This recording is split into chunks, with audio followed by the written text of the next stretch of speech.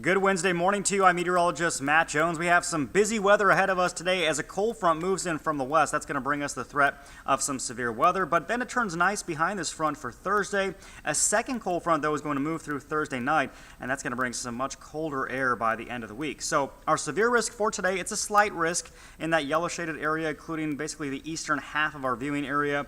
And as far as the highest likelihood of severe weather, I think it'll be between about 2 p.m. and 7 p.m. this evening.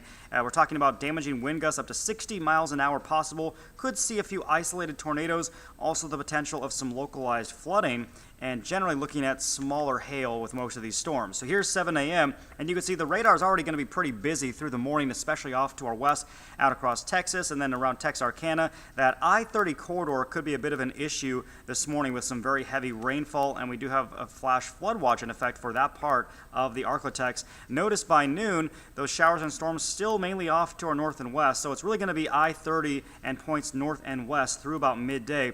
But then as we head towards the afternoon, we see those storms beginning to fire up in our Louisiana parishes. So from Shreveport down to Natchitoches, Minden, that's going to be our window to get some severe weather. You can see a few of those stronger storms by 5 p.m.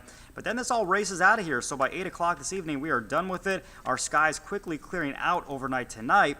And that's going to pave the way for a gorgeous day ahead for Thursday. Thursday, really going to be a fantastic weather day across the ark-la-tex. We just got to get through our severe weather potential today. And I mentioned that we do have a flood watch in effect for our far northern counties there into Texas and southeastern Oklahoma, also portions of Arkansas. That'll be through this evening because that's the area that has the greatest potential of heavy rain. Speaking of which, we could see a couple more inches of rain along and north of I-30, but notice as you move your way south through the ark-la-tex, not really going to be seeing a lot of rain around Shreveport, Natchitoches.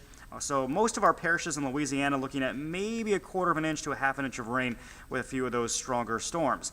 Here's a look at today's planner. It's already a warm start this morning. We're in the 60s, easily getting into the mid and even upper 70s this afternoon. But it all depends on location, because if you're ahead of that front, we could be up near 80 around places like Natchitoches, and that's going to help fuel that potential for severe weather. Meanwhile, on the other side of that cold front, though, look at Idabel's high, just 59 degrees, so kind of a big range in temperatures today. That sunshine, though, returns for Thursday, 70, and then I mentioned that second cold front's going to move through. That's going to bring some much cooler air, so by Friday and Saturday, highs will only be in the 50s. Sunday looks good, and then another round of rain is on the way for early next week.